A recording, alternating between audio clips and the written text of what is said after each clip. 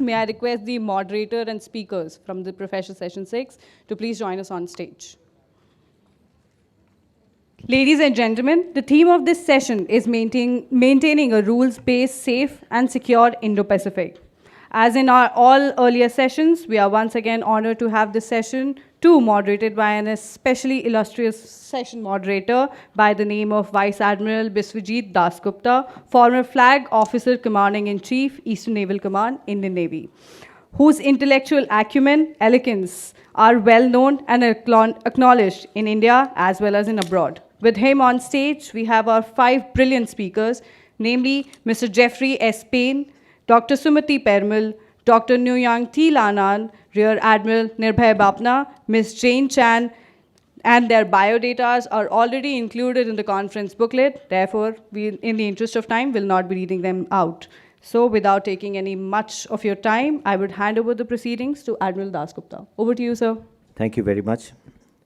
Chief of the Naval Staff, Admiral Hari Kumar, former Naval Chiefs, Admiral Sunil Lanba, Admiral Karambir Singh, Vice Admiral Pradeep Chauhan, DG NMF, flag officers, distinguished participants, speakers, ladies and gentlemen.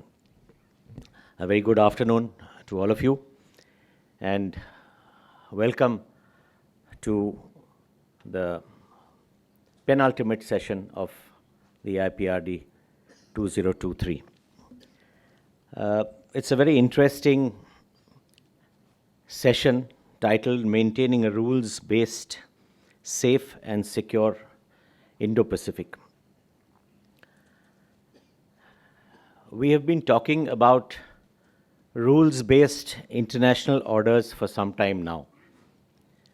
And the concept of any rules-based order, whether in the Indo-Pacific or elsewhere, continues to remain a work in progress, and it will continue to be a work in progress for times to come. As we all know that whatever was the international order post-World War I did not remain constant, changed post-World War II, and again, the international order is in the throes of change.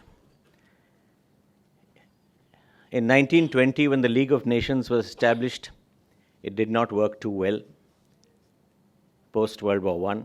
Post-World War II, the United Nations was sort of established, and it worked for some time, and worked for a very long time, and there was a time we thought that this was the answer to all the problems in the world.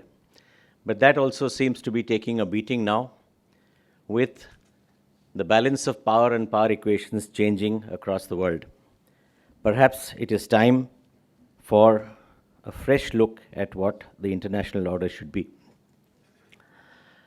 Now, rules-based orders really aim to protect sovereignty, preserve peace, and curb excessive use of power. They also enable international trade and investments, cooperation in health matters, pandemics, etc., as we have seen. It also really aims to constrain the use of power by the big boys. And that is a big challenge.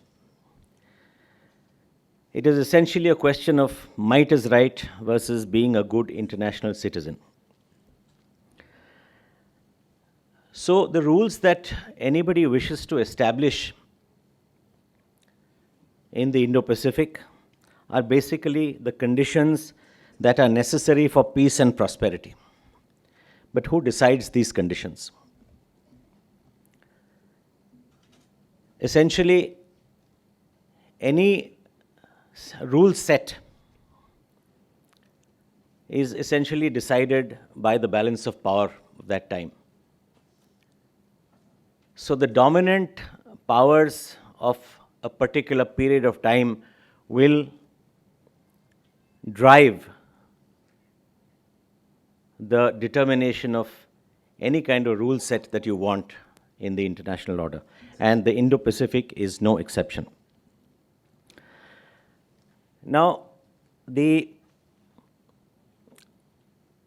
internationally accepted rules essentially stem from the United Nations as of today, whether it is the UN Charter or the UNCLOS or the international agreements that you have, treaties and tribunal rulings, international court rulings, etc. Plus, there are several other sets of international rules that apply to specific communities. For example, the international rules to prevent collisions at sea for the maritime community. Now, all these rules that exist are imperfect systems because they are violated time and again. And they are often violated by the people who should be preserving these rules, the stronger guys. And therefore, to my mind, any discussion on a rules-based order in the Indo-Pacific is incomplete without the participation of all the players that matter.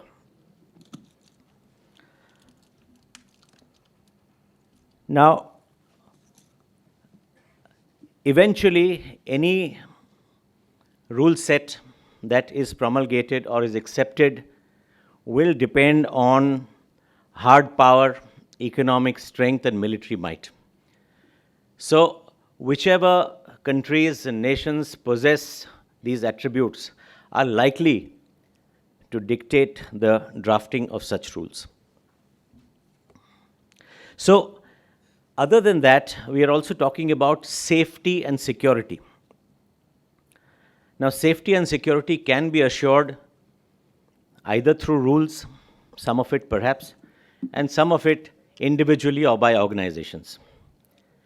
And therefore, we have a very interesting mix of talks today, ranging from regional MDA to solutions to address disruptions of rules, staunching the proliferation of lawfare in the Indo-Pacific, a very emerging domain, the underwater domain, what are we doing about it, and what can we do about it regionally? And finally, how do you build a consensual rules-based maritime order in the Indo-Pacific through multilateral partnerships? So I think it has got a wonderful mix of all the elements that we want to discuss, and the speakers that we have in this session are experts in their fields, and we are looking forward to an enriching discussion here. And since this is a discussion essentially on safety, security, and rules-based order, the standard rules apply. I'll give you an alert 2 minutes before your time is to finish.